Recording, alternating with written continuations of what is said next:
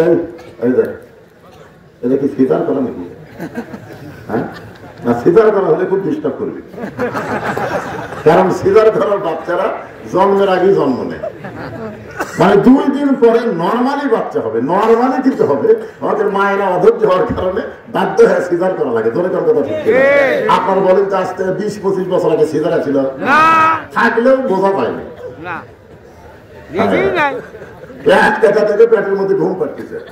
ডাক্তাররা কয় কে রে, পেট তো টেকা লোভে খাট করে ই তো ঘুমই ভাঙবে। আর ডাক্তারকে 2 দিন পরে ভাঙতো, তার আগে আমরা কাটছি। এখন কি করা লাগবে? পেটের মধ্যে বাচ্চা এরকম টানা বাড়ি করে পাও ধরে একটা ঘুরে নিলে, এরকম একটা ঘুরে নিলে ওই বাচ্চা ওই ঘুরে নিয়ে ঝাঁকিতে একটা কান্দন দেয়। ওই কান্দনের মাথার যে ঝাঁকি খাচ্ছে, এই ঝাঁকি খাওয়ার কারণে দুনিয়াতে আসার পরে ওই মোবাইল ছাড়া ভাত খায় না, মোবাইল ছাড়ার কান্না বন্ধ হয় না। জোরে জোরে কথা ঠিক না? কোন জায়গায় বেশিক্ষণ থাকতেও পারে না, যদি সিজার করা হয় ডিস্টার্ব করবে। ছাড়া নর্মাল আলহামদুলিল্লাহ, তার সমস্যা নাই। বাদামের প্যাকেট বন্ধ করে বাদাম, তুমি এমনি চেয়ারে বলছো ছোট মানুষ আর বাদাম মারতেছে, বাদাম চলবে না। আমরা আল্লাহর প্রশংসা করলাম, কেন করলাম? আমাদের 3 দিকে মালওয়ানের জাত, বাংলাদেশের 3 দিকে মালওয়ান। ধরে কোন কি? ভগবান গ্রুপ। এই ভগবান গ্রুপ কয়েকদিন হলে খুব মশাল দিচ্ছে, মানে হাসিনা বলে দেয় ওটা আশ্রয় দিছে। এই শাড়ি তো বাংলাদেশ থেকে পড়ে গেছে চায়, ওই ওখানে এবার ষড়যন্ত্র করতেছে। ধরে কোন কথা ঠিক কিনা? আর ভারতের মালওয়ানের বাচ্চারা গোটা বাংলাদেশের মুসলমানের দিকে না তাকায় হাসিনাকে খেয়াল করে আমাদেরকে নানা ধরনের ষড়যন্ত্র করতেছে। ধরে কোন কথা ঠিক? আপনারা বলেন তো, আল্লাহ আমাদেরকে ভগবানের ঘরে না পাঠাইয়া আল্লাহর ঘরে পাঠাইছেন, কারণ কি? খালি মহব্বত। রুহের জগতে এই দুনিয়াতে আসার আগে আর একটা জগতে আমরা ছিলাম না? আপনাদের মনে আছে না? মনে নেই।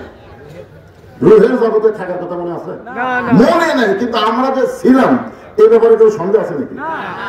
ওই রুহের জগতে আমাদের রুহগুলো আল্লাহর কাছে এতই ভালো লাগছে যে ভালো লাগার কারণে আল্লাহ হিন্দু বৌদ্ধ খ্রিস্টানদের ঘরে না পাঠায় সরাসরি আমাদেরকে আল্লাহ মুসলমানের ঘরে কবুল করেছে।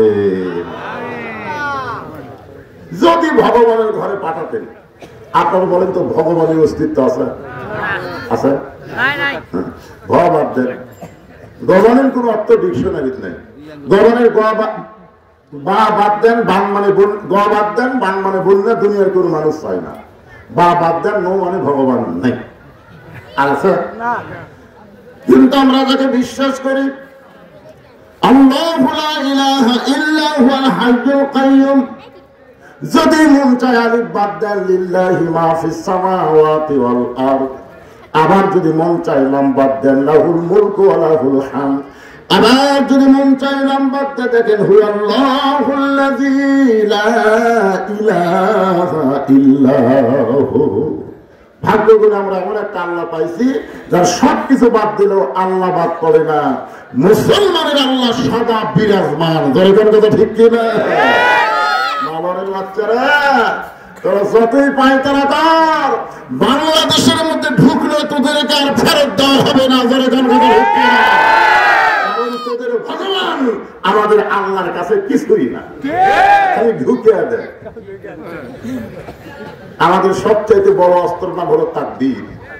তাকদীর দিলে কে ভয় পায়? শয়তান। ধরে কে ভয় পায়? আর যারা ভগবান মানে এরা কার দল? কথা কয় না রে বারে, কার দল? বাংলাদেশের মধ্যে ওরা ঢুকবে আর আমরা তাকদীর দিয়ে ওদের ডায়রিয়া করে দিবে। ধরে কোন কথা ঠিক কিনা? গুজরাটে হিন্দু মুসলমান যখন দাঙ্গা লাগছিল গুজরাটে, ওই সময় একটা হিন্দুর মেয়ে 3 দিন হচ্ছে বাচ্চা হয় না, প্রসব বেদনায় খালি কান্দলেই বাচ্চা হয় না। বাপ মা চিন্তা করলো সিজার করা ছাড়া বুদ্ধি নেই। মুসলমানেরা যখন মিছিল করতেছে ওই সময় ওই হিন্দুর মেয়েটা বাপ মার সাথে আছে, অ্যাম্বুলেন্স নিয়ে হাসপাতালে আসতেছে, কিন্তু অ্যাম্বুলেন্সটা মিছিলের মধ্যে পড়ে গেছে। ইতিমধ্যে মুসলমানের বলছে নারায়ে তাকবীর, আল্লাহ আকবার এমন করে করছে ওই মেয়েটা আল্লাহ আকবার শুনে কেঁপে উঠছে, কেঁপে উঠতেছে আর লোক করে বাচ্চা বাচ্চা 3 দিন হলে যে বাচ্চা হচ্ছে না ওটা তকদিরে চলে বাড়াছে। তোর বাপ মা কয় না হাসপাতাল যাওয়া লাগবে না, চল ফেরত দেবে।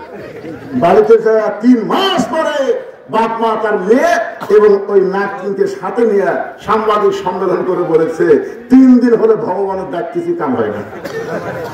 আর মুসলমানের তকদির শুনে বাচ্চা বার হয়, আর ভগবানের দল করবো না। এই মুহূর্তে আমি সবার সামনে আল্লাহর দল ঘোষণা করে দিলাম। এখন বলেন ভারতের মালওয়ানের বাচ্চারা আমি যেতে পারবি? আমাদের কি আছে? আরো ধরে দেন না কেন? বিশ্বাস করে একটা তকবির দেন, জনগণ বুঝুক বক্তা একলা নাই, তার সামনে কিছু লোক আছে।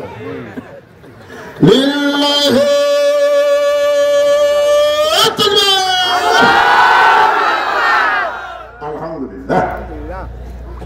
আল্লাহর প্রশংসা করার কারণ হল ভাগ্য করে আমরা এমন একজন নবী পাইছি যে নবী একা জান্নাতে যাবে না যতক্ষণ আমরা না যাই। কি নবী রে, কি নবী! যে নবী হচ্ছেন আমাদের কি জামিনদার। আছেন আমার মুক্তার, আছেন আমার ব্যারিস্টার, শেষ বিচারের হাইকোর্টেতে তিনি আমায় করবেন পার। আমি পাপী রাসূল জামিনদার। আল্লাহ যখন হাকিম হয়ে আমাদেরকে আসামি বানায় বিচার শুরু করবেন, ওই সময় আমাদের নবী উকিল হয়ে ব্যারিস্টার হয়ে আমাদের পক্ষে ওকালতি করে আমাদেরকে জামিন করে জান্নাতে পৌঁছায় দিবে। আমার ঘরে নেকির সাথে পাপ বেশি, রাসূল কয় আল্লাহ আমার নেকি দেন, আমার নেকি দেন, ওর পাপ আমার দেন। আর ওরা কয় আপনার নেকি ওরে দিয়ে ওর পাপ আপনারা দিব না, আপনার সাথে আমার দয়া বেশি। আপনি যখন এরকম ওকালতি করতেছেন জান্নাত দিয়ে দিলাম। এখন বলেন এমন নবীর উম্মত হওয়াতে খুশি না বেজার? টুপি নাই কেন? টুপি ছাড়া এই শীতের দিনে মাথার টুপি দিলে মজা আছে না নাই? ধরে দেওয়া করে কোরআনের মাহফিলে আসবেন তাও টুপি ছাড়া যাচ্ছেন। আমি এক দোকানদারকে বলতেছি, ভাই আপনাদের দোকান থেকে টুপি বেশি কে কিনে? টুপি আলা না টুপি ছাড়া না? আপনারা তো বছরে একবার কিনেন হুজুর, আর ওরা 2-3 বার কিনে।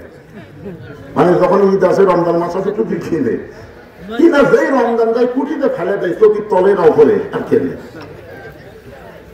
এখানে সবাই যদি টুপি মারতে বসতাম ভালো লাগতো না? ভালো লাগতো না? মাথায় টুপি মুখে দাঁড়িয়ে নিয়ে কোনো মেয়ের দিকে তাকাবার পারবেন না। বইয়ের দিকে পারবেন, বইয়ের দিকে পারবেন, কিন্তু অন্য কোনো মেয়ের দিকে তাকাবার পারবেন না।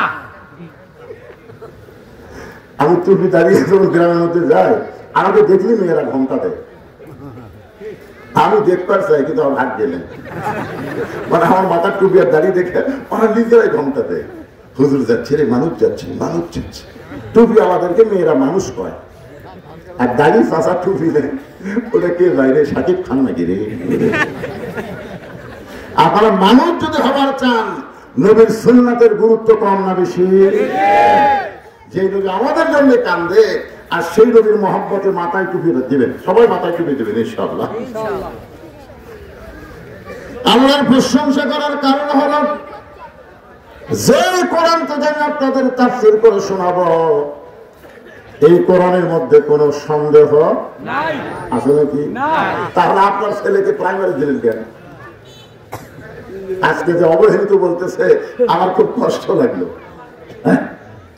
আপনি যদি বলেন কোরআনে সন্দেহ নাই, কোরআনে ধোঁকা নাই, কোরআনে ভুল নাই, তাহলে আপনার ছেলেকে একদম বাকদম ঘোরাদম সাজে একদম ঝাঁঝর বাজে এই মিথ্যা শিক্ষালয়ে ভর্তি করে দিলেন কেন? আপনি কি মুসলমান না? আপনি যদি মনে করেন যে আমি মরার পরে কোরআন পড়লে আমি জান্নাতে যাবো, তাহলে আপনার বেটাকে আপনি কি শিখালেন? কি শিখালেন ভাইজান? আজকে অন্তর থেকে আপনারা বলেন বিশ্বাস করে এই কোরআনের মধ্যে কোনো সন্দেহ নাই। যারা বলতেছেন না মনে হয় সন্দেহ আছে নাকি? সবাই বলেন কোরআনে কোনো ধোঁকা নাই, কোরআনে কোনো ভুল নাই। সেই কোরআন থেকে একটা আয়াত আমি তেলাওয়াত করছি, ইয়া আইয়ুহাল্লাযীনা আমানুত্তাকুল্লাহা হাক্কা তুকাতিহি ওয়া লা তামুতুন্না তামুতুন্না ইল্লা ওয়া আনতুম মুসলিমুন। আল্লাহু আকবার। আল্লাহ আকবার সবাই করবেন দিতে। 10,000 আওয়ামী লীগের মিছিল দেখছি আমি, 10,000 আমাদের বগুড়াতে 10,000 আওয়ামী লীগ মিছিল করতেছে, ওর মধ্যে একটা বড় আল্লাহ আকবার শোনা পায়নি। যদি কেউ ভুল করে কয় মিছিলের মধ্যে থুবি না আমাদের স্লোগান আল্লাহ তুই কেমন দিবি, তার মানে বোঝা গেল সবাই আল্লাহ আকবার বলতে পারে না। যাদের মধ্যে শয়তানি থাকে শয়তান তাদের জবানে আল্লাহ আকবার উচ্চারণ করতে দেয় না। আপনারা বলেন তো কোরআন তেলাওয়াত করলে কি বাড়ে? ঈমান বাড়ে। শায়াত মনে হয় আপনার জীবনে শোনেননি। ওয়াইযা তুলিয়াত আলাইহিম আয়াতুহু যাদাতুহুম ঈমানা ওয়া আলা রাব্বিহিম ইয়াতাওয়াক্কালুন। হ্যাঁ, তিনটা তাসবিহ, তিনটা কয়টা? তিনটা তাসবিহ সব সময় বক্তা বলার আগেই যদি আপনি বলেন, আল্লাহ রাসূল বলেছেন সে যত বড়ই পাপী হোক মৃত্যুর সময় আল্লাহ তাকে ঈমানের সাথে মৃত্যু দিবে। আমিন। কয়টা? তিনটা। একটা হলো সুবহানাল্লাহ, একটা আলহামদুলিল্লাহ, আর একটা হলো আল্লাহু আকবার। সুবহানাল্লাহ, আলহামদুলিল্লাহ, আল্লাহু আকবার। আল্লাহ রাসূল বলেছেন ফাতেমা, ফাতেমা দুনিয়ার জীবনে তুমি শান্তি না পাইলেও কি হবে, এই তিনটা তাসবিহ সবসময় পড়বে। 33 বার 33 বার 34 বার 33 বার 33 বার 34 বার। এটা হলো ফাতেমায়ে তাসবিহ। এই জন্য আপনারা সবাই এই তিনটা তাসবিহ দিকে খেয়াল করবেন। সুবহানাল্লাহ, আলহামদুলিল্লাহ, আল্লাহু আকবার। তবে সুবহানাল্লাহ আলহামদুলিল্লাহ বললে আল্লাহ খুশি হয়, শয়তান ব্যবহার হয় না। কিন্তু আল্লাহু আকবার বললে শয়তান এত ব্যবহার হয়। রাসূল বলেছেন যত জোরে আল্লাহু আকবার বলবে শয়তান তত জোরে দৌড় মারবে। এমনকি দৌড়ানোর সময় আর পাখার বাতাস বাড়াবে, পিছন থেকে কি বাড়াবে? বাতাস বের হয়ে যাবে। সুবহানাল্লাহ বলেন। আসেন এখন আলোচনা। আল্লাহ বলতেছেন যারা আমাকে বিশ্বাস স্থাপন করেছে, বিশ্বাস স্থাপন করার পরে 1 নম্বর শর্ত হলো ভয় করতে হবে আল্লাহ। ধরে বলেন কার? আল্লাহ। এই বিশ্বাসটা হলো ইকরার বিল লিসান, তাসদীক বিল জানান, আমল বিল আরকান। এর নাম হলো ঈমান। জবানে বলতে হবে লা ইলাহা ইল্লাল্লাহ। শুধু জবানে বললে হবে না, ওটা কলিজার মধ্যে ঢুকান লাগবে, কলিজার মধ্যে ঢুকান লাগবে। তাসদীক বিল জানান, আমল বিল আরকান, ঈমান অনুযায়ী আমল করা লাগবে। খুব খেয়াল করবেন, স্বাধীনতার সময় যখন স্বাধীনতার যুদ্ধ শুরু হয়ে গেল, ওই সময় আমার এলাকার অনেক হিন্দুরা পর্যন্ত জিকির করেছিল লা ইলাহা ইল্লাল্লাহ, লা ইলাহা ইল্লাল্লাহ। মানে পাকিস্তান আর্মি দেখলি ওদের জবানে জিকির চালু হতো। আপনারা বলেন তো ওরা জিকির করতেছে কি আল্লাহর ভয়ে? কার ভয়ে? পাকিস্তানের আর্মির ভয়ে। এক হিন্দু আমাকে বলেছে বাবা মুসলমানের কলমার দাম আছে রে। আমি তো আপনি হিন্দু হয়ে কলমার দাম কেমনি বুঝলেন? যুদ্ধের সময় বুঝেছি বাবা, যুদ্ধের সময় বুঝেছি রে। আমি দেখি আমরা কলমার জিকির করতাম, আর্মিরা বলতো বিলকুল ঠিক হয় ঠিক হয় ঠিক হয়। আমি বললাম দাদা শুধু মুখে কলমা চালু রাখার কারণে আর্মির হাত থেকে যদি আপনি বাঁচিয়ে দেন, এই কলমা খালি কলিজার মধ্যে ঢুকে দেন, আল্লাহ জাহান্নামের আগুন থেকে আপনাকে বাঁচিয়ে দিবে। আপনাকে বিশ্বাস হয়? এরপরে বলা হচ্ছে আমল বিল আরকান। এই কলেমা অনুযায়ী আমল করা লাগবে। কলেমাকে ঠিক রাখতে গেলে যত আমল আছে তার মধ্যে 1 নম্বর আমল হলো নামাজ। যেরকম 1 নম্বর আমল কি? নামাজ। আরো জোরে নামাজ। রাসূল বলেছেন লা সালাতা লা ঈমানা, যার নামাজ নাই তার ঈমান নেই। মারাত্মক কথা। এখন আমাকে একজন বলতে তো হুজুর আপনাকে কোরআনের দল যদি ক্ষমতা আসে, আপনারা তো খালি কোরআনের ওয়াজ করেন, কোরআনের দল যদি বাংলাদেশে ক্ষমতা আসে তাহলে আপনারা 1 নম্বরে কি করবেন? আল্লাহ কোরআনে বলতেছে আল্লাযীনা ইম্মাক্কারনাহুম ফিল আরদ, মুসলমানের মধ্যে কাউকে যখন ক্ষমতার চেয়ার দেওয়া হবে তার 1 নম্বর দায়িত্ব হলো আকামুস সালাত, নামাজ কায়েম করা। কি কায়েম করা? আচ্ছা, নামাজ কায়েম করলে কি হবে? নামাজ কায়েম হলে আমাদের ছেলেদের হাতে যদি এরকম মোবাইলও থাকে, এরা জীবনে খারাপ ভিডিও দেখবে না। কেন দেখবে না? কেন আল্লাহ বলেছেন ইন্নাস সালাতা তানহানিল ফাহশাই ওয়াল মুনকার, একমাত্র নামাজই পারে মানুষকে যাবতীয় খারাপি ফাহিশা থেকে বাঁচায় দিতে। ধরে গেছে। তাহলে আমাদের এই টকবক যুবকগুলো নষ্ট হয়ে যাচ্ছে। এদেরকে ভালো রাখার জন্য নামাজের গুরুত্ব কম না বেশি? আল্লাহ রাসূল বলেছেন লা সালাতা লা দীনা, যার নামাজ নাই তার দ্বীনও নাই, ধর্মও নাই। বাইনাল আবদি ওয়াল কুফরি তারকুস সালাত, বান্দা আর কাফেরের মধ্যে পৃথক করার জিনিসটার নামই হলো নামাজ। যারা নামাজ পড়বে তারা আল্লাহর বান্দা, আর যারা নামাজ পড়বে না এরা হলো কাফের। এখন মাগরিব এশার নামাজ যে কারা কারা পড়েনি, এরা যদি হুজুর আসে আমাদের বিরুদ্ধে শুরু করলো, না ভাই যান, গোরস্থান আমাদের কাছে আছে, ঠিক কিনা বলেন? যাওয়া লাগবে না? যাওয়া লাগবে। আপনার কি বন্দোবস্ত হয়ে আইছেন? চলতে পথে 2 দিন থামিলাম, যাবার কালে একজন আরো দেখা না পাইলাম। ওরা হাসিনা পলানোর সময় বুঝিছে ধরে খান কথা, ঠিক কিনা? হাই রে, এত চান্সে এত কর্মী রে, কত জনকে কত কি দিলাম, যাবার কালে একজন আরো দেখা না পাইলাম। ও আমার সাদের মালা যাই ছিলে, রইব না আর বেশি দিন তোদের মাঝারে। এই যে মরহুম হায়দার, উনি আমার বাড়িতে গেছিলেন, আমাকে দাওয়াত দেওয়ার জন্য উনি আমার বাসাত গেছিলেন বাড়িতে। অথচ আজকে এখানে আসা দেখি তিনি নাই। তিনি নাই। যখন আমাকে দাওয়াত দিয়েছিলেন তখন যদি আমাকে আসার সুযোগ দিত এই হাসিনার সরকার, তাহলে উনি জীবিত থাকতেন। কিন্তু আমার আসার দেয়নি ভাই। কিছুদিন আমাকে শেরপুর, ওনার বাড়ি আবার শেরপুর, ওয়াজ হচ্ছে রায়গঞ্জে, যাই হোক। এই যে দুনিয়া থেকে চলে গেছে, আমাদের সবাইকে যাওয়া লাগবে, যেরকম, ঠিক কিনা? এই যে নামাজের গুরুত্ব কম না বেশি? আল্লাহ নবী বলেন কোন মানুষ যখন মারা যাবে, মাটি দেওয়ার 40 মাসের পরে আল্লাহ তাআলা 2টা ফেরেশতা পাঠায় দিবে। 2টা ফেরেশতা। আপনার 2 ফেরেশতার নাম জানেন? মুনকির আর নাকির। 2 ফেরেশতা এসে জিজ্ঞাসা করবে মান রব্বুকা, তোমার রব কে? তোমার রব কে? সঙ্গে সঙ্গে নামাজ দাঁড়িয়ে যাবে। নামাজ ওই ব্যক্তির দাম লাগবে না, ওই ব্যক্তি শুয়ে আছে, সেই ঘুম। নামাজ কারায় বলবে এই মুনকির নাকি, কাকে রব সম্পর্কে প্রশ্ন করতেছ? বলে যাই শুতে আছে। নামাজ বলবে কেবল আরামে ঘুম দিল। সেই ব্যক্তিকে তোমরা রব সম্পর্কে প্রশ্ন করো, এই মুনকির নাকি, এই মাইয়া সারা জীবনে কয় ওয়াক্ত নামাজ পড়ছে হিসাব দেন। মুনকির নাকির আমরা তো জানি, তো জানিস না আবার প্রশ্ন করিস।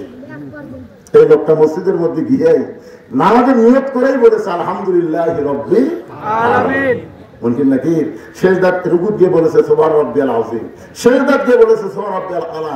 সারা জীবন নামাজের মধ্যে রব রব করে কবরে যাচ্ছে, আবার রব। মুনকির নাকির কা আল্লাহ, তোমার বান্দিকে রব সম্পর্কে প্রশ্ন করাতে নামাজ এমন খাবার খেয়েছে, এখন আমরা কি করব? আল্লাহ বলতেছে যে নামাজ যে কবরে এসেছে তার রবের উত্তর হয়ে গেছে। আর 1 নম্বর উত্তর যদি হয়ে যায়, বাকি 2 উত্তর পানির মতন সহজ হয়ে যাবে। যেরকম সুবহানাল্লাহ। এখন আপনারা বলেন নামাজের গুরুত্ব কম না বেশি? রে যুবকেরা, মনে করতেছ যখন হবে চামড়া ঢিল আল্লাহর সাথে দিব মিল। বুড়া মানুষের নামাজ আর যুবকের নামাজ এটা হলো সরকারি চাকরির মতো। আপনারা বলেন তো, সরকারি চাকরি কি সব বয়সে হয়? না। কখন হয়? যুবক বয়সে সরকারি চাকরি না করলে ওই বুড়া বয়সে পেনশন পাবি না। আর যদি সরকারি চাকরি 60 বছর পর্যন্ত করে, 60 বছরের পর সরকার তাকে পেনশন দেয়। যৌবন বয়সে যারা নামাজ ধরে, বুড়া বয়সে যদি ঠিক মতো রুকু সেজদা করবার নাও পারে, যৌবনের নামাজের কারণে আল্লাহ তাকে মরা পর্যন্ত পেনশনের সওয়াব দিয়ে দেয়। কিন্তু যদি যৌবনে চাকরি না করে, ওই পেনশন পাবি না। তো নামাজ হচ্ছে সরকারি চাকরির মতন ভাই, সমস্ত ইবাদতের ভিতরে নামাজের গুরুত্ব অত্যন্ত বেশি। ইমানদারকে লক্ষ্য করে আল্লাহ বললেন আত্তাকুল্লাহ, ভয় করতে হবে কার? আমরা যদি আল্লাহর ভয় করতে চাই তাহলে মানুষের আইন দিয়ে আল্লাহর ভয় চলবে না। আল্লাহর ভয় করতে গেলে কেবলমাত্র আইন লাগবে কার? এরপর আল্লাহ বললেন হাক্কা তুকাতিহি, শুধু ভয় করলে হবে না, নিয়ম মোতাবেক ভয় করা লাগবে। এই নিয়ম মোতাবেক ভয় আমাদের বাংলাদেশে নাই। মসজিদের মধ্যে আমরা ভয় করি আল্লাহ, কিন্তু মসজিদ থেকে বার হয়ে গেলে তার ভয়। চিন্তা করে দেখেন তো, কিন্তু আগে আমি বলছি জুতা পর্যন্ত হাতে দিয়ে ঢুকতেছি। মুয়াজ্জিন বলতেছে কার ভয়? বলতেছে আল্লাহর ভয়। আল্লাহর ভয় তো জুতা কেন? তখন মুসকে মুসকে হাসের চোরের ভয়। এখন আপনাদের কাছে আমার প্রশ্ন হলো, আল্লাহর ভয় চোরের ভয় একই বুকের মধ্যে যদি রয় তার কোনদিন নামাজ কবুল হয়? এই জন্য আত্তাকুল্লাহ হাক্কা তুকাতিহি, এর উপরে আপনাদের একটু মনোযোগ আকর্ষণ করে কথাগুলো শুনতে হবে। আল্লাহ বলতেছেন ওয়ালা তামুতুন্না ইল্লা ওয়া আনতুম মুসলিমুন, মুসলমান না হয়ে তোমরা কেউ মরো না, মুসলমান না হয়ে তোমরা কেউ কবরে আইসো না। যদি ফুলগুলো হয় অভিমানে ঝরে যায়, আমি মালা গেথে বলো কারে পরাবো, সে যে কেন এলো না, কিছু ভালো লাগে না, কবরে আসো, কবরে আসো, তারে আমি মজা দেখাবো। আমরা কবরের মজা চাই না, আমরা দুনিয়াতে মুসলমান হয়ে মরবার চাই। তোর ঠিক? এখন মুসলমান হয়ে মরবার চাই না, আমাদের কি করা লাগবে? অনেক মাহফিল আমাকে বলে হুজুর কবরে ওয়াজ করবেন, মৃত্যুর ওয়াজ করবেন, আমরা তো মরে যাবো, কবরেও যাবো, কিন্তু কবরে কি নিয়ে যাওয়া লাগবে? একটা গজলের মধ্যে বলা হয়েছে, কিন্তু যেদিন ডাক পড়িবে কবর মাঝে যাইতে, জোগাড় কিছু করছ বন্ধু তার মাঝে বিছাইতে। খলিফা হারুন রশিদের দরবারে একটা পাগল মাঝে মধ্যে যাওয়া আসা করতেন, কখনো কাঁদতেন কখনো হাসতেন। ওই পাগলের নাম হলো বাহলুল পাগল। দরকার কি পাগল? উজির নবীর মন্ত্রীরা বললো যে হবে না, এই পাগলা তো রাজ দরবারে গুরুত্ব বোঝে না, এই কখনো হাসে কখনো খান্দে, এই পাগলাকে আপনি বের করে দেন তো। খলিফা হারুন চিন্তা করে গেল, পাগলকে তো জোর করে বের করা যাবে না, পাগলকে যদি বলে নৌকা নামাস না তখন তাকে ঝাঁকান শুরু হবে। দরকার কথা ঠিক কি? খলিফা হারুন চিন্তা করলো পাগলকে তো জোর থাকবে না, কাছে ডাকবে। বাহলুল ভাই সুন্দর করে ডাকলেন। বাহলুল এসে মুসকে হেঁটে বলেন কি বলেন তাও না? বলে আমার একটা কাজ আছে ভাই, তুমি কি কাজটা করে দিতে পারবা? বাহলুল বলতে আমি পাগলা মানুষ, আমাকে আপনি কি কাজ দেবেন? খলিফা হারুন বলেন এই লাঠিটা তোমাকে দিলাম, তোমার চাইতে বোকা মানুষ যদি পাও তাহলে লাঠিটা তাকে দিয়ে দিও, কিন্তু তোমার চাইতে বোকা হওয়া লাগবে। বাহলুল পাগল লাঠি নিয়ে যখন চলে গেলে খলিফা হারুন বললেন এই পাগল আর আসবে না, কারণ এক চাইতে বোকা মানুষও পাবে না, লাঠি দেওয়ার কামও শেষ হবে না, আর পাগলারা কাম না শেষ করলে কোনোদিন আসে না। দেখা যাচ্ছে 2-4-5 বছর ওই পাগল আর আসেই না। উজির নবীর মন্ত্রী বলে দেখো না, আসলে আল্লাহ আপনাকে ব্রেন দিচ্ছে, কিভাবে পাগল তাড়ালেন, 5টা বছর হয়ে গেল এখন পর্যন্ত পাগলার খবর নেই। তখন কেউ কেউ বলতে হয়তো মারা গেছে রে, আসে না, তখন পাগলা মরে গেছে, আসলে পাগল মরেনি। খলিফা হারুন যেদিন দুর্বল হয়ে বিশ্রাম করে গেছে ওই দিন বাহলুল পাগল লাঠি নিয়ে হাজির। খলিফা হারুন বলে বাহলুল ভাই এখন লাঠি তোমার হাতে আছে, তোমার সাথে বোকা মানুষ পাওনি?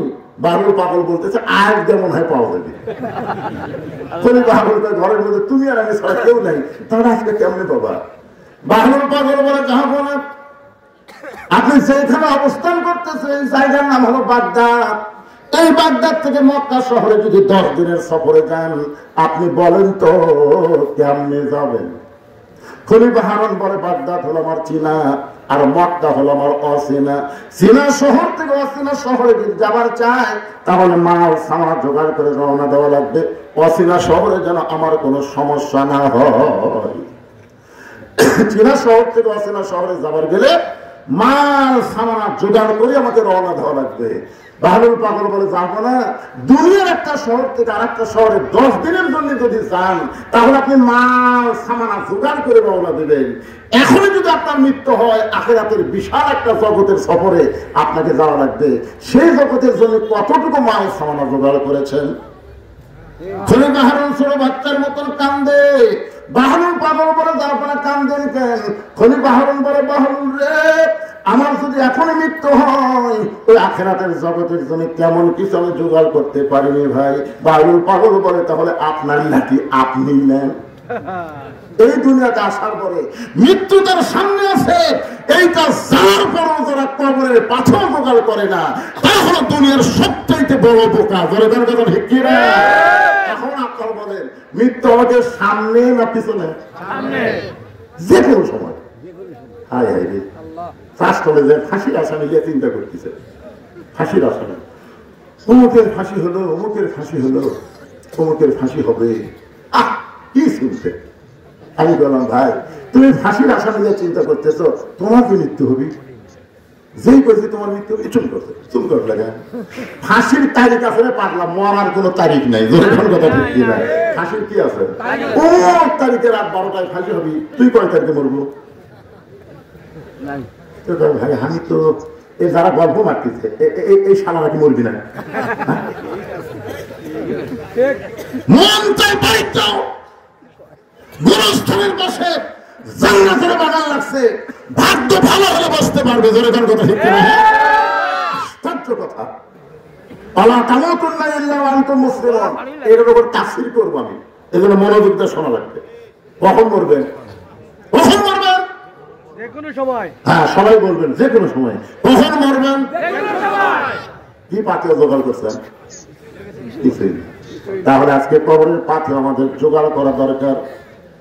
কবরের পাথর যদি জোগাড় করতে চাই, কবরের সামান যদি জোগাড় করতে চাই, মানুষের আইন দেয়, এটা সম্ভব না।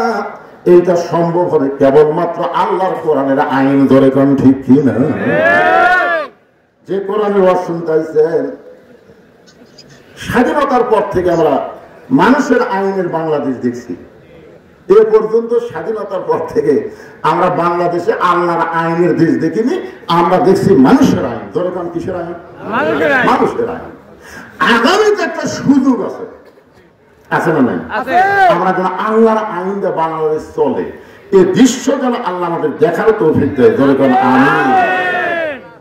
এখন হয়তো বলবেন, হুজুর আল্লাহর আইনটা কেমন?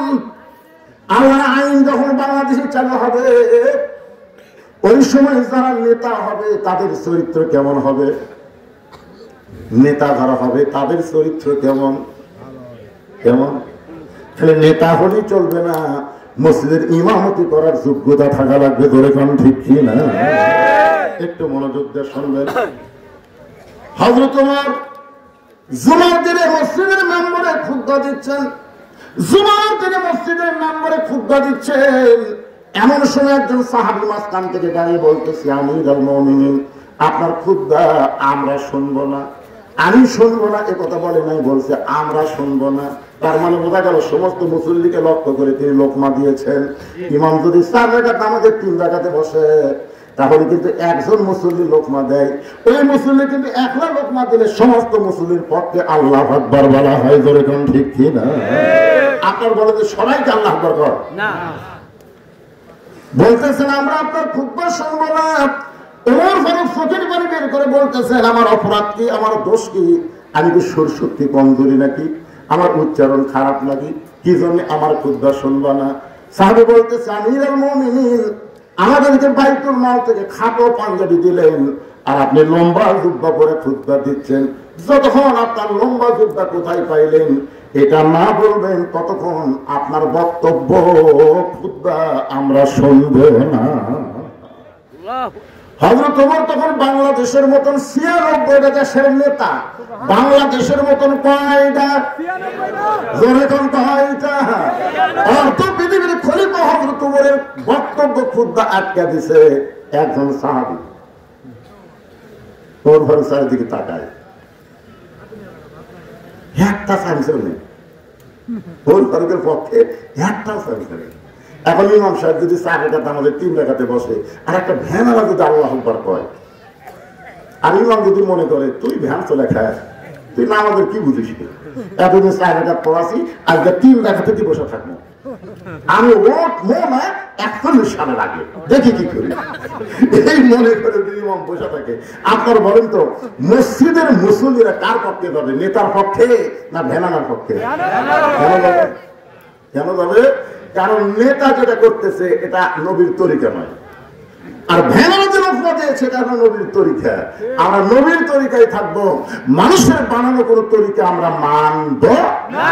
আমরা আল্লাহর আইন মানব, মানুষের কোন আইন আমরা মানব না। কথা ঠিক। সমস্ত সাহাবীরা যখন মাথা নিচু করে আছে, এমন সময় 30 পারা কোরআনের হাফেজ, 6 লক্ষ হাদিসের হাফেজ, ওমর ফারুকের ছেলে 30 পারা কোরআনের হাফেজ।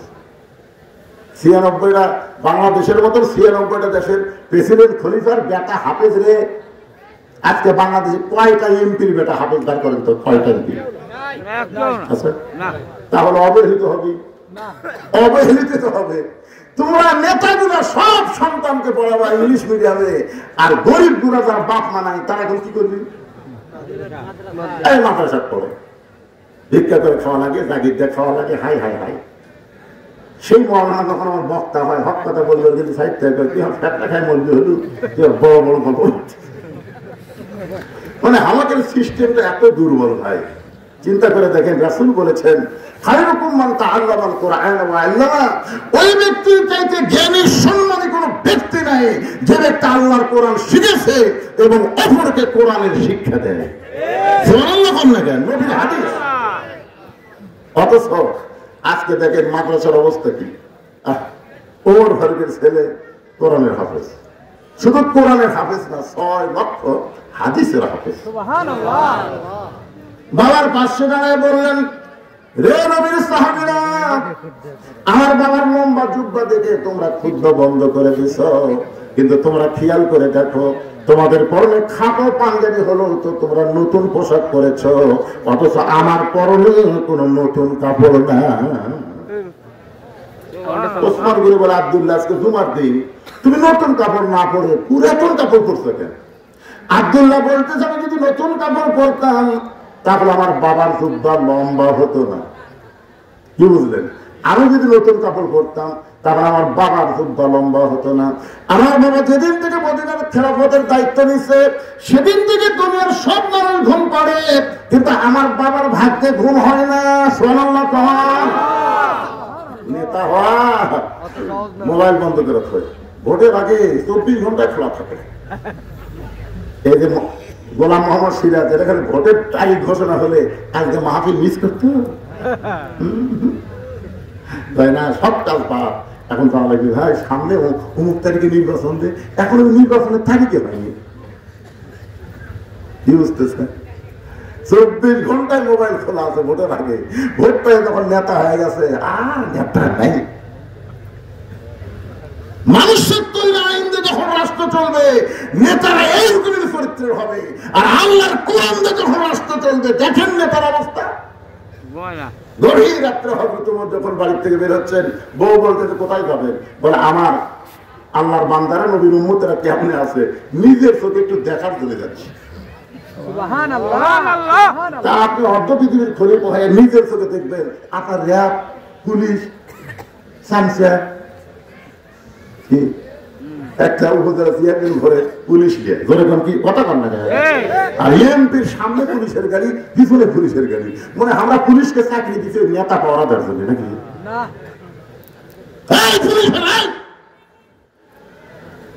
আগে এই 7টা নেতা ধরে তারপরে পুলিশের কাছে গেলে পুলিশ নেতার দিকে তাকায়, নেতা এমন এক সত্যি মারছে আর অনুমতি দিচ্ছে না। নেতাই কিন্তু লিয়ে গেছে, সত্যি মারছে, অনুমতি দিচ্ছে না। কি বুঝতেছেন? হুজুর নেতা কি কেন হুজুর? আপনাকে সেরুয়া বর্তলা সকাল থেকে বলতেছে আমাদের মাহফিল হবে, আপনি আসুন। আমি আসলে শুনে যখন সাইজ বাড়াচ্ছি ইতিমধ্যে বলতে হুজুর নেতা দিয়ে গেলাম, বহু চেষ্টা করলাম হুজুর, কিন্তু কাম হলো না।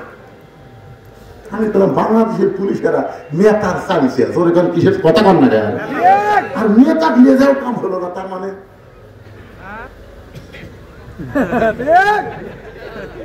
কারণ 15.5 বছর প্রত্যেকটা নেতারাই হলো শয়তানের চামচা তোর এখানে কথা ঢুকছে না শয়তানের চামচা আর পুলিশ হলো নেতার চামচা কি বুঝতেছেন বলছি চলবি না কি হাসতে হাসতে চলবি না না না আগে আমি কিন্তু হাসতে হাসতে বুঝবার করবি হাসতে হাসতে কি মাল দিল রে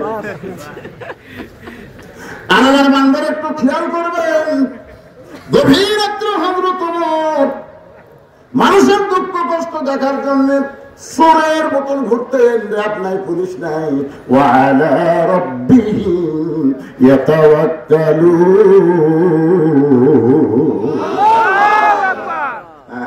আল্লাহর উপর তাওয়াক্কুল করে ঘুরতেছে মদিনার মরুভূমির মধ্যে কে যেন তাঁবু টাঙ্গাইছে ওমর ঘরে চিন্তায় পড়ে গেলেন আমার মদিনায় তো তেমন কোনো অভাব নাই বাড়ি ঘরে ভাবতে তাঁবুকে টাঙ্গাইছে কাছে গিয়ে দেখে ছোট্ট 2টা বাচ্চা মা মা বলে কাঁদতেছে আর মা বলতেছে গোস্ত সিদ্ধ হলেই তোমাদেরকে খাবার দিব গোস্ত সিদ্ধ হলেই খাবার দিব ওমর ঘরে চমকে গেলেন যদি দুম্বার গোস্ত হয় 8 ঘন্টার বেশি সময় লাগবে না উটের গোস্ত হলে বড়জোর 1 ঘন্টা লাগতে পারে এত গভীর রাত হয়ে গেল এখন পর্যন্ত গোস্ত সিদ্ধ হয় না লোকমা দেওয়া লাগবে তাঁবুর বাহির থেকে বললেন মা তুমি কেমন মা তোমার সন্তান ক্ষুধার জ্বালায় কান্দে আর এখন পর্যন্ত তোমার গোস্ত সিদ্ধ হয় না মেয়েটা বলে পথিক বর্তমানে আমি যেই বিপদের মধ্যে আছি আমার আল্লাহ পর্যন্ত আমার খোঁজ নিচ্ছে না মানে আল্লাহর প্রতি বিরক্ত হয়ে গেছে বর্তমানে আমি যেই বিপদে আছি আল্লাহ আমার খোঁজ নিচ্ছে না আর তুমি কে রে পথিক তুমি কে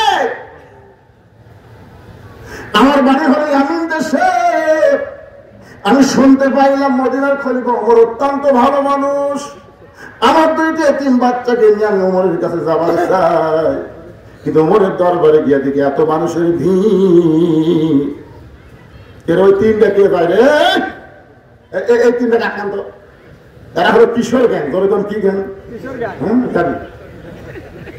বাইরে একটা জ্ঞান দেওয়া শুরু করবে এরকম থামান খুবই কঠিন ভাই আপনারা ছেলেদেরকে নষ্ট করছেন এই পুচকা পুচকা ছেলেদের হাতে মোবাইল দিচ্ছেন মরে যান তারপরে বুঝবেন আপনার কবরের পাশে আর ফ্রি ফায়ার খেলবে ফ্রি ফায়ার আপনার কবরের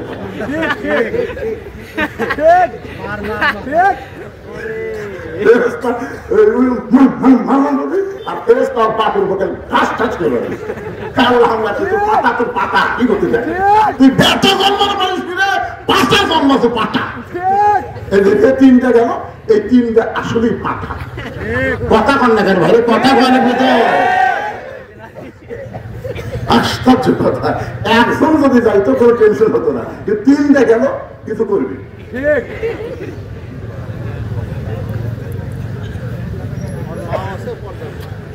আল্লাহর বান্দার একটু মনোযোগ দিয়ে শুনলেন ভালো করতে গেলে রাসূল বলেছেন 6 বছর থেকে 7 বছর থেকে তালিম দাও আর 10 বছর থেকে জোর করে তাকে নামাজে নিয়ে যাও জোর কোন ঠিক না যে 3টা গেল এরা হলো তালিমের বয়স শিক্ষা দেওয়ার বয়স 10 বছর থেকে যদি বাপ মসজিদে বাচ্চাদেরকে নিয়ে যাইতো তাহলে আমাদের ছেলেগুলো এরকম নষ্ট হওয়ার পারত না একটু মনোযোগ দিয়ে শুনবেন মেয়েটা বলতেছে পথিক আমার বাড়ি হলো ইয়ামিন দেশে আমি ইয়ামিন থেকে শুনলাম মদিনার খলিফা অত্যন্ত ভালো মানুষ আমার 2টা এতিম বাচ্চাকে নিয়ে ওমরের দরবারে গেছিলাম এত মানুষের ভিড় থেকে একটা মহিলাকে কেমন ওমরের কাছে যায় আগামীকাল সকালবেলা যাবো এই নিয়তে এই মদিনার মরুভূমিতে তাঁবু টাঙ্গাইছি আমার 2টা বাচ্চাকে নিয়ে যখন রাতের বেলা ঘুমাতে চাই আমার 2টা বাচ্চা ক্ষুধার জ্বালায় যখন বারবার কান্দে আমি শুধু বাচ্চা 2টাকে সান্ত্বনা দেওয়ার জন্য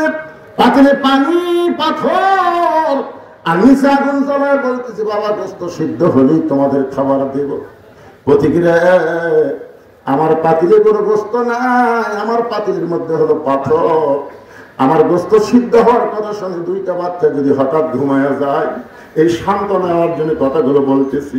কিন্তু আমার দুইটা বাচ্চার পেটে এত খিদা লাগছে, ওরা বারবার যখন ক্ষুধার জ্বালায় কান্দে, আমার মনে হয় ফজর পর্যন্ত আমার দুইটা বাচ্চা আর বাঁচবে না। সঙ্গে সঙ্গে হযরত ওমর বললেন, মা একটু ধৈর্য ধরো, মা একটু ধৈর্য ধরো।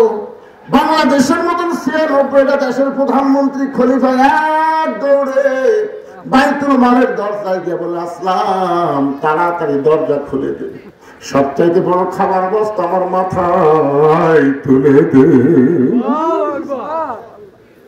আসলাম বলি, আমিরুল মুমিনিন, আমি হলো আপনার চাকর, কোথায় খাবার বস্তা নিয়ে যাওয়া লাগবে আপনি হুকুম দেন, আমি নিয়ে যাব। ওমর জোর হাত করে, আসলাম রে, একজনের পাপের বোঝা আর একজন কেউ টানবে না, দে আমার মাথায় উঠে দে। থেকে আসলাম ওমর ফারুকের মাথায় যখন খাবার বস্তা উঠে দেয়, ওমর ফারুক বস্তা মাথায় নিয়ে এত দূরে দৌড়ায়, পিছন দিক থেকে আসলাম বলে, আমিরুল মুমিনিন, এত ওজনের বস্তা নিয়ে যদি এইভাবে দৌড়ান আপনি পড়ে কষ্ট হবে। ওমর কান্দে, আসলাম রে, সময় মতো যদি যাবার না পারি, এই ওমরকে আল্লাহ জাহান্নামের আগুন দিয়ে পোড়াবে। আল্লাহর ভয়, আত্তাকুল্লাহ হাক্কা তুকাতিহি, তারে কয়, আল্লাহর ভয় কারে কয়। সময় মতো যদি যাবার না পারি, ওমরকে জাহান্নামের আগুন দিয়ে আল্লাহ পুড়াবে। খাবার বস্তা মাথায় নিয়া গভীর রাত্রে হযরত ওমর তাঁবুর কাছে, মা মারে, খাবার বস্তা আনছে, মা রুটি হালুয়া তৈরি করো। মেয়েটা রুটি হালুয়া তৈরি করে যখন ওমরের কাছে দেয়, ওমর দুইটা তিন বাচ্চাকে তার দুই উরাতের উপরে নিয়া রুটি ছিঁড়ে হালুয়া দিয়ে যখন মুখে দেয়, দুইটা বাচ্চা ফেল ফেল করে তাকায় বলে, কে গো আপনি? আমরা শিশুবেলায় আমাদের বাবা হারাইছি, আমরা এতিম। আল্লাহ সূরা মাউনের মধ্যে বলেছেন, আরাইতাল্লাযী ইউকাযযিবু বিদ্দীন ফাযালিকাল্লাযী ইয়াদুল ইয়াতীম ওয়া লা ইয়াহুদ্দু আলা তাআমিল মিসকিন। এই গভীর রাত্রে বাবার চাইতে বেশি দরদ দিয়ে আমাদের খাদর করতেছেন। আপনি কে গো? আপনি এত ভালো মানুষ কেমনে হলেন? ওমর কান্দের বলে, আল্লাহ ইয়ধমকে জাহান্নামের আগুন থেকে তুমি বাঁচাও, ইয়ধমকে জাহান্নামের আগুন থেকে তুমি বাঁচাও। মা কান্দের বলে, পথিক রে, তোমার মতন ভালো মানুষ আমি জীবনে দেখি নাই। আল্লাহ ওমরকে যদি মদিনার খলিফা না বানায়া, তোমাকে যদি মদিনার খলিফা বানায় দিত, মদিনা যেন আল্লাহর জান্নাত হয়ে যেত।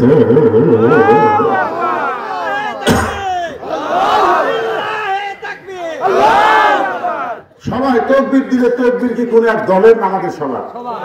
দুনিয়াতে জন্ম নেওয়ার সময় ডান কান্দে আগাম, বাম কান্দে আগাম, আবার যখন মারা যাব লাশ সামনে নিয়ে ইমাম সাহেব আল্লাহু আকবার করে জানানো শুরু করো, ঠিক কিনা?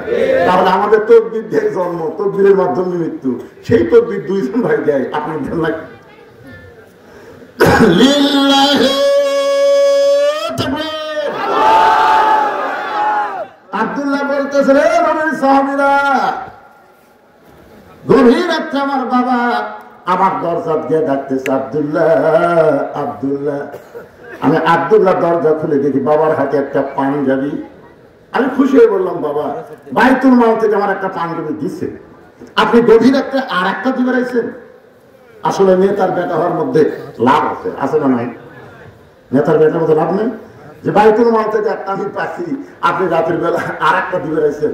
সঙ্গে সঙ্গে ওমর ফারুক কোরআন থেকে একটা আয়াত তেলাওয়াত করলেন, ইন্নাল্লাহা ইয়ামুরুকুম আন তুআদ্দুল আমানাতি ইলা আহলিহা ওয়া ইযা হাকামতুম বাইনান নাস আন তাহকুমু বিল আদল। জোরে বলেন আল্লাহু আকবার। কি বুঝলেন? কি বুঝলেন? আমি অনেক মাহফিলে বলে থাকি যে ৬ বছর আমের চাষ করছে আম বাগান, জ্যৈষ্ঠ মাসে দেখতে গেছে আম পাকছে কিনা, জায়গায় গাছের ডালে বসে ছোট্ট একটা বাচ্চা পাকা আম পাড়ের ব্যাগের মধ্যে তোলে। বাগানের মালিক বলে, আমি খাইনি, আমার পরিবারের কেউ খায়নি, আর তুই আমার কাছে তোর আম পাড়তেছিস, তোর বাপক যা বিচার দেবো রে, তোর বাপক যা বিচার দেবো। ছেলে খালি মুসকে মুসকে হাসে। বাগানের মালিক বলে হাসিস কেন? বলে হাসার কারণ হলো আমার বাবা কোথায় খুঁজবার যাবেন, আমার বাবাও আর কাছে চলছে। বাগানের মালিক গাছের নিচে বলে কান দেওয়ার বলে আল্লাহ বিচার দিব কার কাছে? বেটাও চোর, বাপও চোর। আপনার বলেন তো 15.5 বছর বাংলাদেশে কোনো বিচার ছিল? কথা বল দেখেন, মেম্বার থেকে শুরু করে এমপি পর্যন্ত সব সবাই চোর। খালি এমপি পর্যন্ত নয়, মন্ত্রীর থেকে প্রধানমন্ত্রী পর্যন্ত সবাই চোর। তোরে কোন কথা ঠিক না? কত হাজার কোটি টাকা বিদেশ পাচার করছে। হাই রে, খালি ভাগ্য বলে দোয়া ইউনুস আমরা বসাচ্ছি। কি ইউনুস কে যেন হাসিনা প্রশ্ন করছে, আপনি এত বড় বিপদে পড়ছেন, এই বিপদের দোয়া আপনি কোনটা করতেছেন? হাসিনা বলতেছে পরিবার গেলি খেলো নাম কথা জায়গা মতো মায়ের হচ্ছে। তোর কোন কথা ঠিক কিনা?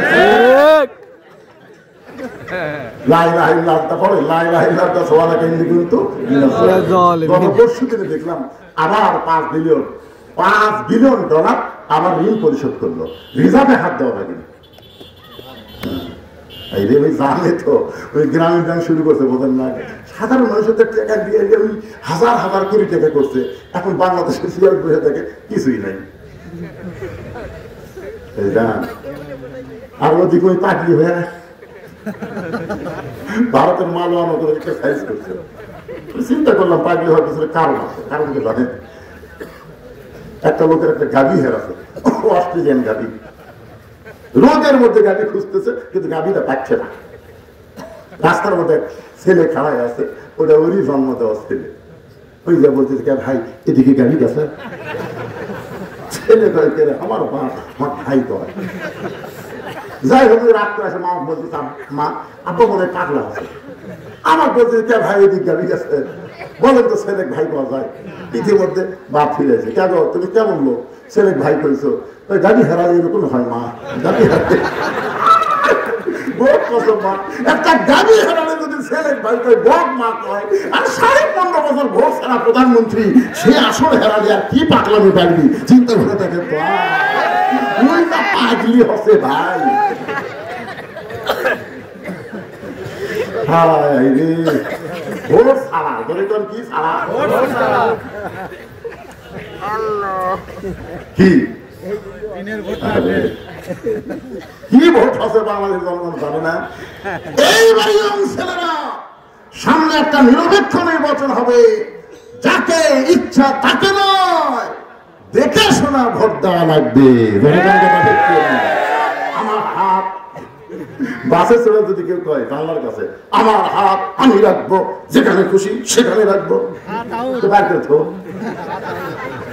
না বলা হবে আমার ভোট আমি দিব, দেখে শুনে বুঝিয়ে দিব। যেরকম কথা ঠিক। আলহামদুলিল্লাহ, একটু মনোযোগ দিয়ে শুনবেন। আল্লাহ বলতেছে ওয়ালা তামুতুন্না ইল্লা ওয়া আনতুম মুসলিমুন, মুসলমান না হয়ে তোমরা মরো না। এইটা বুঝাইতে গিয়া আমি আপনাদেরকে নিয়ে গেছি হযরত ওমরের কাছে। ওমর ফারুক পাঞ্জাবি নিয়ে দাঁড়ায় আছে। ছেলে বলতেছে বাবা তাহলে গভীর রাত্রে আপনি পাঞ্জাবি কেন আনছেন? ওমর ফারুক বলে আব্দুল্লাহ আগামীকাল জুমার দিন, তোমার কি মনে নেই?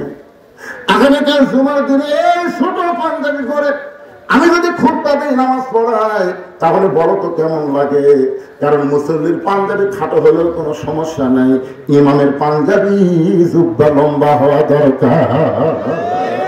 আপনাদের মসজিদের মুসল্লিরা যদি খাটো করে সমস্যা আছে, কিন্তু ইমাম সমস্যা আছে না নাই? যেরকম আছে না, মুসল্লি দাড়ি কাম আছে কোনো সমস্যা নাই, আর ইমামের দাড়ি খালি সামান্য খাটো, মাপ দিচ্ছে, মানে দাড়ি মাপ দিচ্ছে, ওটি থাকে বসে থাকে। এক মুষ্টি হবি আর এক মুষ্টির চাইতে একটু খাটোই দেখা যায়, খাসে পাগলা তোর যে দাড়ি নাই রে, আমার নাই, হুজুর থাকবি না? ওমর ফারুক বলতেছেন, আব্দুল্লাহ তোর পাঞ্জাবিটা আমাকে দান করে দে বাবা, তোরটা আমারটা মিলে আমি লম্বা জুব্বা করে আগামীকাল খুতবা দিবার চাই।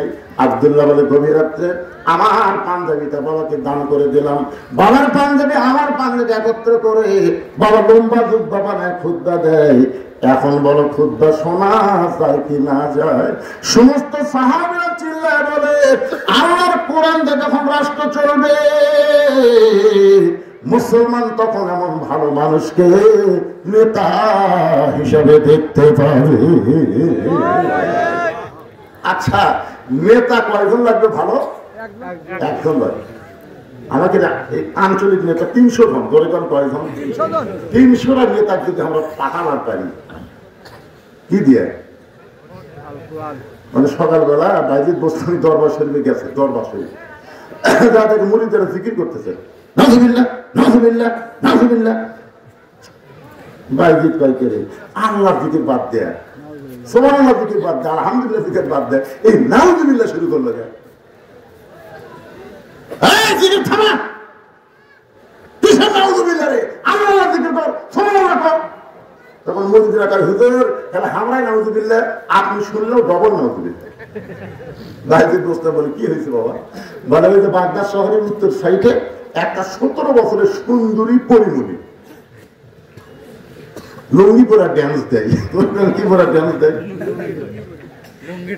মুরিদরা বলতেছে, একটা সুন্দরী মেয়ে একটা ঘর ভাড়া নিয়ে দেহ ব্যবসা শুরু করছে। ওই মেয়ের পাল্লা পড়ে হাজার হাজার যুবক চরিত্র নষ্ট করতেছে। এই কারণে আমরা নাউযুবিল্লাহ জিকির করতেছি। বাইজিদ বোস্তামি বলতেছে, কাম হচ্ছে কোটি আর জিকির হচ্ছে কোটি। কি খারাপ হয়ে পেশাব করে, কিছুই পায় না। মসজিদের বারান্দাতে নাউযুবিল্লাহ। এখনকার ছেলেরা কুত্তার মতন পেশাব করে, আর কেউ শোনা করে নাউযুবিল্লাহ নাউযুবিল্লাহ। আপনারা বলেন তো, ওখানে যদি 100 জন নাউযুবিল্লাহ নাউযুবিল্লাহ করে, ওই বসবে না? কাম করতেছে কুটি আর নাউযুবিল্লাহ মারতেছে কুটি। ওই যেখানে নামাজ পেশাব করতেছে, আপনি একটু চালাক হয়ে বিরাট ইন্দুর ধরে চুপ চুপ চুপ চুপ আর পাশে যাবে, হয়তো কাম ছাড়তেছে, বুঝছেন? ওর পিছনে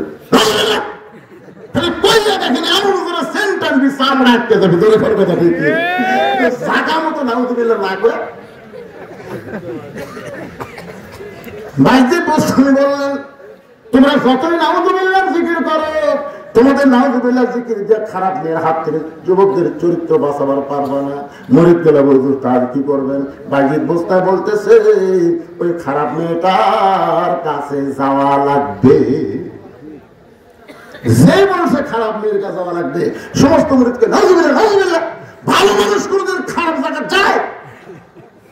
ভালো মানুষ কোনদিন সংসদ যায়? সংসদ হচ্ছে মমতাদের দখলে, সংসদ হচ্ছে ফেরদৌসের দখলে, সংসদ নায়ক গায়ক গায়িকাদের দখলে, ব্যবসাদের দখলে, সংসদ আজকে মৃত্যুদের দখলে। জোরের কথা ঠিক কিনা? এই জন্য মুরিদরা বলতেছে, ভালো মানুষ কোনদিন খারাপ জায়গা যায়? বাইজিদ বোস্তামি বলতেছে, এই এই আমি তোকে পীর, তোরা হচ্ছে মুরিদ, আমার মুখের ওর ফুটো মারিস। পৃথিবীর কোন জায়গায় খারাপ নয়, খারাপ মানুষকে পাঠাইছি বলে জায়গাগুলো খারাপ হয়েছে। জনগণ কথা ঠিক কিনা? বাইজিদ বোস্তামি বললেন, তোমরা যদি না যাও তাহলে আগামীকাল সকালবেলা আমি নিজেই যাব। সমস্ত মুরিদ বলে, হুজুর আপনি আল্লাহর ওলি হয়ে ওই খারাপ মেয়ের কাছে খবরদার যাবেন না। বাইজিদ বোস্তামি বললেন, আমি একলা যাব না, যাওয়ার সময় 2টা পাওয়ার নিয়ে আমি রওনা দিব। 2টা কি পাওয়ার? একটা পাওয়ার হলো জায়নামাজ, আর একটা পাওয়ার হলো আল্লাহর কোরআন। সুবহানাল্লাহ বলেন। একটা পাওয়ারের নাম হলো জায়নামাজ, আর একটা পাওয়ার হলো আল্লাহর কোরআন। আল্লাহ কোরআনে বলেছেন, ইয়া আইয়ুহাল্লাযীনা আমানুস্তাঈনু বিস-সাবরি ওয়াস-সালাহ ইন্নাল্লাহা মা'আস-সাবিরিন। এটা কিন্তু জায়নামাজের পাওয়ার করলেন। আর কোরআনের পাওয়ার হলো, কোরআনের পাওয়ার হলো আল্লাহ বলতেছেন, কুল জাল হক ওয়া যাহাকাল বাতিল ইন্নাল বাতিলা কানা যাহুকা। আল্লাহু আকবার। ওয়া নুনাজ্জিলু মিনাল মা হুয়া শিফাউ ওয়া রাহমাতুল মুমিনিন। সব সমস্যার সমাধান সবাই বলতেছেন। আচ্ছা, আপনারা কি বিএনপি করেন? বিএনপি করলো স্লোগান দেওয়া পারলা। বিএনপির যিনি প্রতিষ্ঠাতা তিনি যে আল্লাহর ওলি, এ ব্যাপারে কোনো সন্দেহ নেই। আপনার বন্ধ বিএনপির প্রতিষ্ঠাতার নাম কি? খালি জিয়া। আপনি খালি জিয়াউর রহমান বলেন। শেখ মুজিবুর তো মারছে, কিন্তু ওই সালাতেও শহীদ হয় না। আর জিয়াউর রহমানকে কেউ জিয়াউর রহমান কয় না, সবাই বলে শহীদ প্রেসিডেন্ট জিয়াউর রহমান। কথা পান না গায়ে। শেখ মুজিবুর মারছে কখন? তখন সব দলত কবর দিয়ে বাদশাহ কাজ করতে ওই সময় জানাজা করার মানুষ নেই। আর শহীদ প্রেসিডেন্ট জিয়াউর রহমানকে দুনিয়া থেকে মেরে দেওয়ার পরে, হত্যা করার পরে, সেই সময় এক এক কোটি মানুষ তার জানাজায় সামিল হয়েছিল। জনগণ কথা বলে নারী পুরুষ সবাই পাগলের মতো কাঁদছে।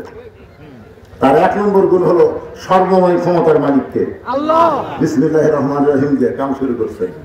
আপনি জানেন এই দুনিয়া থেকে বিদায় নেওয়ার পরে তার ভাঙ্গা সুটকেস পাওয়া গেছে, ব্যাংক ব্যালেন্স একটা টাকাও ছিল না।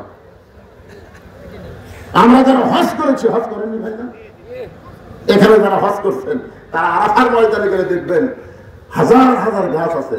যে মরুভূমির মধ্যে কোনো গাছ আছে না, সেই মরুভূমিতে জিয়া রহমান জাহাজে করে নিমের গাছ নিয়ে গিয়ে লাগাইছে।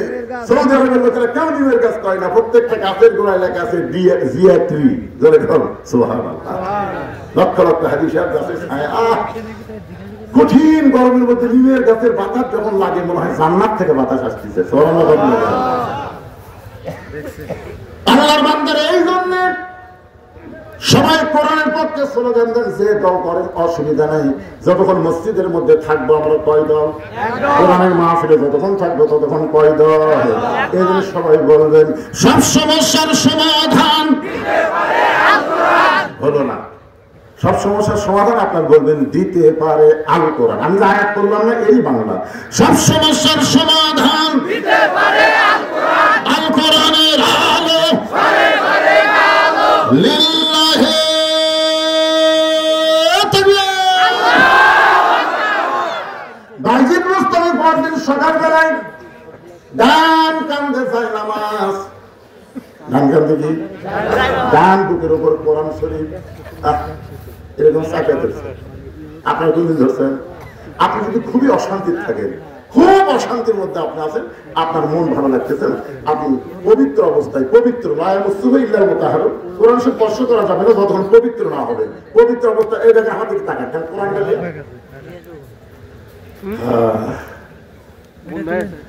কি ধরছেন? কোনদিন বাদ বাকি লোকেরা কথা বলতে না।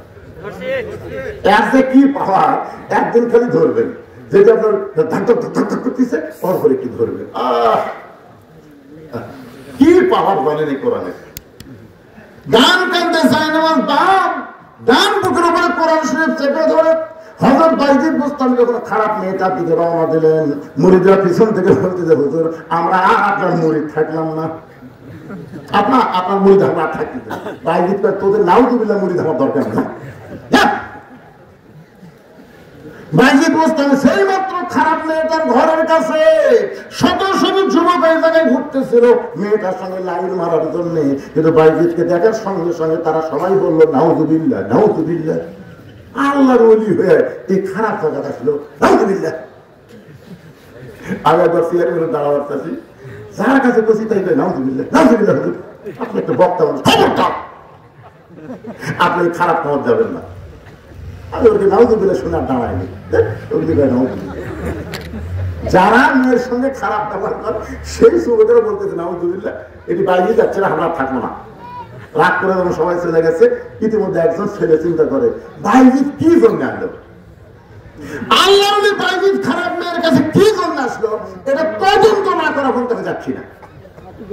ওই দেওয়ালের পাশে লুকে আছে। বাইজিদ বুস্তামি খারাপ মেয়েটার দরজা দিয়ে সালাম দিলেন, আসসালামু আলাইকুম ইয়া হালাল বাইত। জোরে বলেন সুবহানাল্লাহ। এই ঘরের মধ্যে যারা আছো তাদের প্রতি আল্লাহর রহমত বর্ষিত হোক। সঙ্গে সঙ্গে মেয়েটা দরজা খুলে বলতেছে হুজুর হুজুর আপনি মনে হয় ভুল করছেন। দেখেন খারাপ মেয়েও কিন্তু ভালো মানুষ চিনে, খারাপ মেয়েরাও কিন্তু ভালো মানুষ চিনে। আপনারা হুজুর মানুষ গ্রামে যান, বেয়া পর্দা নারী পর্যন্ত আপনাকে দেখলে পর্দা নিষেধ হয়ে যাবে। হবে না বলেন? হবে। হুজুর আসতেছে রে, হুজুর আপনি মনে হয় রাস্তা ভুল করছেন, আমি একটা খারাপ মেয়ে আর আপনি আমার ঘরে এই টুপি দাড়ি ধূপ বালিয়াচ্ছেন। ভাইজি দোস্ত বললেন তোমার ঘন্টার রেট কত? না রে তাহলে এটিএম শামসুজ্জামান রে। বাংলাদেশে দেখবেন নাটকের মধ্যে ভিলেনের চরিত্রের মাথার টুপি দেখছেন আপনার নাটক সিনেমা, যারা ভিলেন যারা মেয়েদেরকে লুচ্চারি করে এদেরকে মাথার টুপি মুখোশধারী পরনের চুপবে, নায়ক প্যান্ট শার্ট পরা কিনছে আর ভিলেনও টুপি পরে দিচ্ছে। এখন হুজুর যখন একটা মেয়ে ধরতেছে তখন ওই হিরিয়ারা সব সিনেমাটা দেখতে নাটক দেখছে হুজুর আসলে খারাপ রে। আপনার কত কি হুজুর এই হুজুর হুজুর সাজা ফেলে, হুজুর সাজা আমাদের মতো আলেমদেরকে তারা তাচ্ছিল্য করতেছে। ভারতের প্রত্যেকটা নাট্যকার নাটকের মধ্যে হিন্দুর পূজা রাখে, যেন নাটক দেখলে হিন্দুরা তাদের হিন্দুর ইমান মজবুত করে। আর আমাদের বাংলাদেশের নাট্যকারের নাস্তিক, এরা সিনেমার নায়ক বানায় ভালো আর ভিলেন ডিসিপ্লিন মাত্রা যুগ বানাতে খারাপ। মেয়েটা চিন্তা করে এইটাই মনে হয় তাহলে শামসুজ্জামান হুমায়ুন ফরিদি হিসাই মিশাই হুজুর যেই পাশে ঘন্টার রেট কত? মেয়েটা বলতেছে প্রতি ঘন্টায় 10 দিরহাম। বাইজি প্রস্তাবে বলতেছে 24 ঘন্টার বুকিং নিলাম। কয় ঘন্টা? যেই ছেলে দেওয়ালের পাশে লুকে আসলো মারছে দৌড়।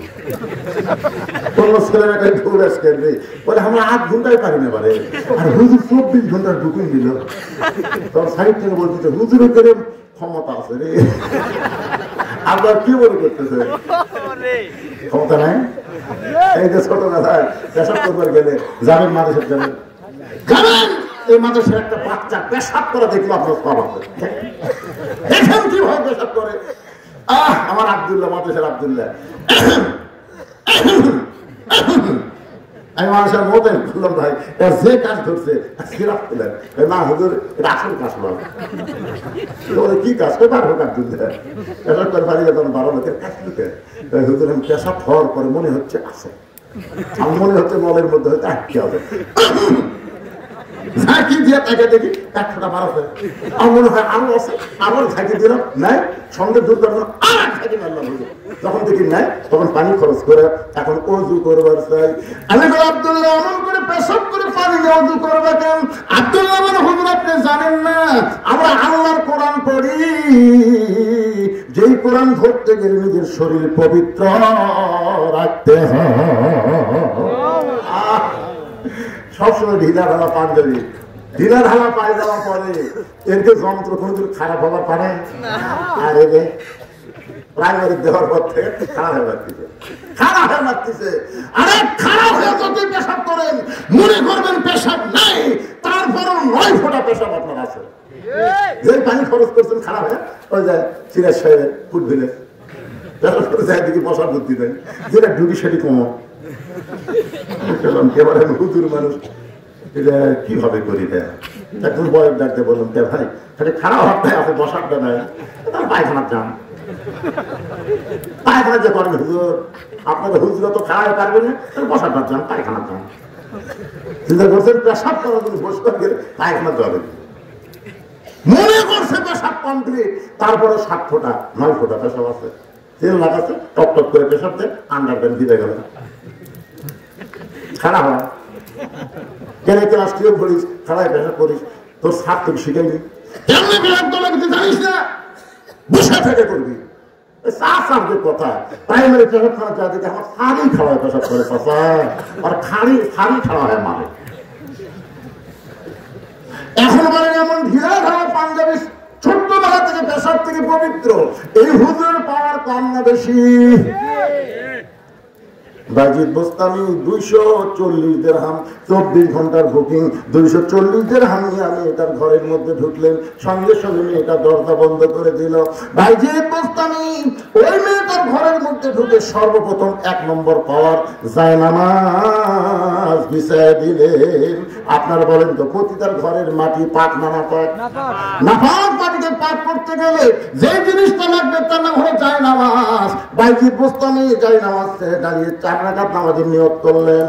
4 রাকাত নামাজের মধ্যে আলহামদুলিল্লাহি রাব্বিল আলামিন আর রহমানির রহিম মালিক ইয়াউমিদ্দিন ইয়্যাকা না'বুদু ওয়া ইয়্যাকা নাস্তাইন। আল্লাহ তোমার গোলামি করে তোমার কাছে সাহায্য চাই। আল্লাহ এই পতিতার ঘরে আমি কেন ঢুকলাম আল্লাহ আপনি জানেন।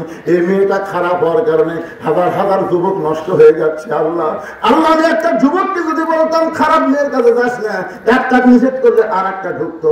এই মেয়েটার ঘরের মধ্যে আমি শত শত যুবকদের কাছে না চাইয়া আমি হেড অফিস আইছি। আল্লাহ এই মেয়েটা যদি ভালো হয় বাহিরের তামাম যুবক ভালো হয়ে যাবে, কারণ দুনিয়ার সমস্ত যুবককে নষ্ট করার একটাই মাধ্যম হলো বেপরদা খারাপ নারী।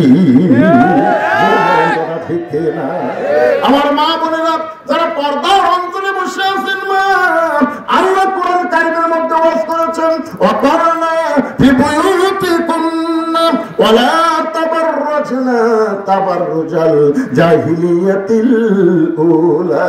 আল্লাহ রাসূল বললেন ফাতেমা তোমার বাবা বিশ্ব নবী বলে তুমি জান্নাতি, এই কথা কখনোই মনে করবা না। ফাতেমা বলতেছে বাবা আমি এতদিন মনে করতাম আমার বাবা হলো পৃথিবীর শ্রেষ্ঠ নবী, তার মেয়ে হওয়ার কারণে আল্লাহ আমাকে জান্নাত দিবে।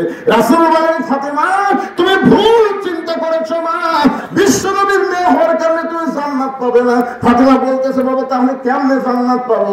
রাসূল বলে ফাতেমা জান্নাতে যদি যাওয়ার চাও তাহলে জান্নাতের আমল করে তোমাকে জান্নাতে যেতে হবে। ফাতেমা বলে বাবা মেয়েদের জন্য জান্নাতের আমল কি? রাসূল বলেন ফাতেমা মেয়েদের জন্য মাত্র 4টা আমল করলে আল্লাহ 8টা জান্নাতের দরজা খুলে দিবে। 1 নম্বর আমল হলো মেয়েদেরকে সবসময় পর্দার ভিতরে থাকতে হবে। ওরা ফাতেমা দৈনিক 5 বার নামাজ পড়া লাগবে, বছরে 1 মাস রোজা করা লাগবে, স্বামীর কথা মতো চলতে হবে, তবে সব সময় পর্দার মধ্যে থাকতে হবে। ফাতেমা বললেন বাবা আমি যদি সব সময় পর্দার মধ্যে থাকি বাকি 3টা আমল যদি একটু কম করে হয় তাহলে কি হবে? রাসূল বলে ফাতেমা মেয়েদের 1 নম্বর আমলের নাম হলো পর্দা। 1 নম্বর আমলের নাম কি? সঙ্গে সঙ্গে ফাতেমার কাছে একটা ওড়না ছিল, ওই ওড়নাটা নবীর সামনে এরকম বললেন বাবা এই মুহূর্ত থেকে আমি পর্দার ভিতরে ঢুকে গেলাম। একদিন জোহরের নামাজ পড়ে রাসূল এসে ফাতেমাকে ফাতেমা দরজা খোল। ফাতেমা দরজার কাছে এসে বলতেছে আব্বা ফেরত যা। রাসূল দেখে আমার আব্বা ফেরত যান আব্বা, এখন দরজা খোলা যাবে না, কারণ আমার পরনে এমন একটা পোশাক আছে আপনার যদি দরজা খুলতে আমার শরম লাগতেছে, পর্দার মধ্যে থাকা লাগবে না, কি করুন? নবী আমার ফিরে গেলে আসরের নামাজের পর আল্লাহ নবী ফাতেমার দরজায় ফাতেমা দরজা খোল, তোর না দেখা পর্যন্ত আমার কলিজার মধ্যে শান্তি নাই। ফাতেমা কান্দে বলে বাবা এমন একটা কাপড় আমার শরীরে উপর দিকে তুললে নিচে বের হয়ে যায়, নিচে নামাইলে উপর ঠিক মতো ঢাকতে পারি না। সঙ্গে সঙ্গে আল্লাহ নবী বলেন ফাতেমা তুই আল্লাহর কাছে আয়। নবীর গায়ের চাদর খুলে যখন ফাতেমারে দেয়, ফাতেমা সেই চাদর খুলে নবীর সামনে দরজা খুলে বলে বাবা আমি পর্দার মধ্যে থাকতে ভালোবাসি, যদি না খেয়ে থাকতে হয় তারপর আল্লাহ রহমত দিয়ে আল্লাহ পাক আমার হেফাজত করে। এই দুনিয়া থেকে গভীর রাত্রে ফাতেমা বিদায় নেই, স্বামীর কাছে বলে গেছে 3টা কাজ করবেন। 1 নম্বর কাজ হলো রাতের বেলায় দাফন করবেন, 2 নম্বর কাজ হলো আমার লাশটা জানাজার জন্য মানুষকে ডাকবেন না, খাটনিতে না তুলে নিজের কাঁধে করে জান্নাতুল বাকির পূর্ব কোনায় সবুজ রঙের বাতি জ্বলবে, ওই বাতি বরাবর আমাকে দাফন করবেন। আলী ফাতেমাকে দাফন করে বলে আল্লাহ তোমার পর্দা নিশে ফাতেমা বিদায় নিল, তুমি তার প্রতি খুশি হয়ে যাও। এই দোয়া করার পরে তাকায় দেখে সামনে কয়েকটা পুরাতন কবর দেখা যায়, এই মাত্র ফাতেমারে কবর গেছে সে নতুন কবর আর নাই। গোটা জান্নাতুল বাকি হযরত আলী দৌড়ায় বলে ফাতেমার কবর, ফাতেমার কবর।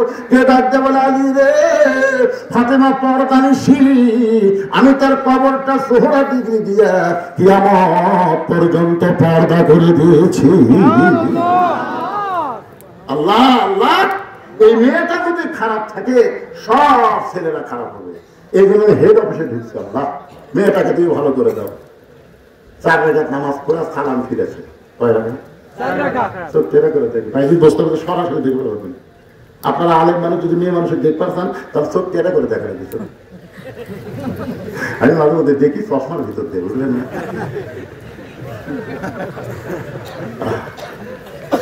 চোখ টেরা করে দেখতেছে, মেয়েটা খালি শাস্তিছে শাস্তিছে। বাইরে কেন তাহলে নামাজ দিয়ে কি হলো?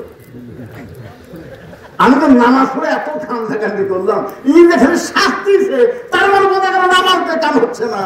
বাংলাদেশে আমরা নামাজ দিয়ে দেখছি ভাই, হাসি লাখ নামাজ যায়নি, ধরে কোন কথা ঠিক কিনা? ইমাম সাহেবের কান্দা ফুটে পড়ছে, রব্বানা আতিনা ফিদ দুনিয়া হাসিনা। অনেকে হাসানোর জায়গায় হাসি রেখে কান্দিচ্ছে, তাও কাম হচ্ছে না। সঙ্গে সঙ্গে বাইজিদ মুস্তামি চিন্তায় পড়ে গেলেন, না নামাজ যখন কাম হবে না, 1 নম্বর পাওয়ার হলো আল্লাহর কোরআন। লিল্লাহি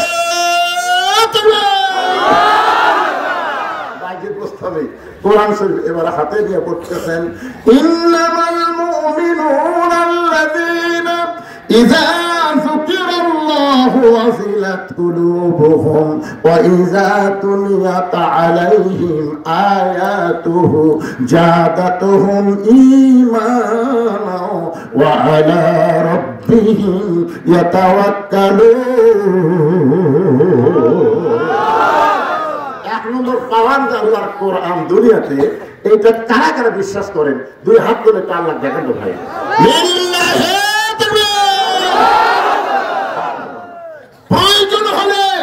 প্রয়োজন হলে আল্লাহর এই কোরআনকে গালিব করতে গিয়া, কোরআনের সমাজ কায়েম করতে গিয়া যদি আমাদের জীবন দেওয়া রাখতে পারে, আমরা কি আল্লাহর রাহে নিজের জীবনকে দিতে পারি? কারা কারা পারেন? 2 হাত তুলে আল্লাহকে দেখান। আজকে জীবন দেওয়া লাগবে না, এই মাদ্রাসাটা একটা করে কোরআন শরীফ দেওয়া লাগবে।